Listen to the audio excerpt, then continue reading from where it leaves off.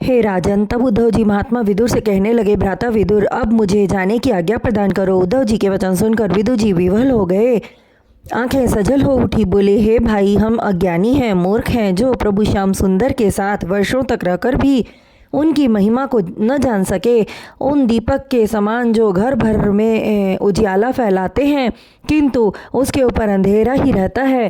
प्रभु हमारे साथ रहे और हम उनकी महिमा को न जान सके, और अब उनके चले जाने के बाद पछता रहे हैं। धिक्कार है हमें अपने पर, और आप तो आठों प्रहर उनके साथ ही रहते थे उद्धव जी, फिर भी आप उनके मर्म से अनजान रहे। शायद यह भी उनकी माया ही थी, अन्यथा अवश्य पहचानते। सच है, उनकी इच्छा के बिना कुछ नहीं होता। हे भाई, प्रभु की सेवा तो मैं नहीं कर सकता, किंतु आप जैसे प्रभु भक्त की सेवा करने का अवसर मिल जाए तो भी मेरा जन्म सफल हो जाए। यह भी सत्य है कि हरि भक्तों की संगति एवं सत्संग का लाभ भी तब तक नहीं प्राप्त होता जब तक प्रभु की कृपा न हो, उनकी इच्छा न होती।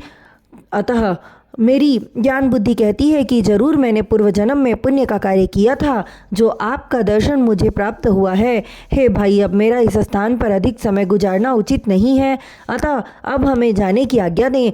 जितने ज़्यादा समय तक आपके साथ रहूँगा, माया मोह का बंधन बढ़ता ही रहेगा, और हम माया मोह से विरक्त हो चुके हैं। प्रभु ने अग्नि, वायु, जल, पृथ्वी एवं आकाश का अंश लेकर मानव शरीर का सृजन किया है, और अब उन 5 तत्वों को अर्थात पंचभूतों का त्याग करने के लिए बद्रिक आश्रम जा रहा हूँ। वहीं पर प्रभु के चरणों का ध्यान करके उनके चरण कमलों में स्थान पाने का प्रयत्न करूँगा।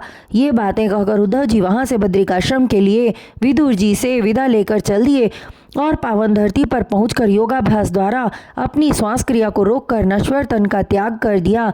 तत्पश्चात उस शरीर से आत्मा निकलकर परमात्मा के रूप में जाकर विलीन हो गई।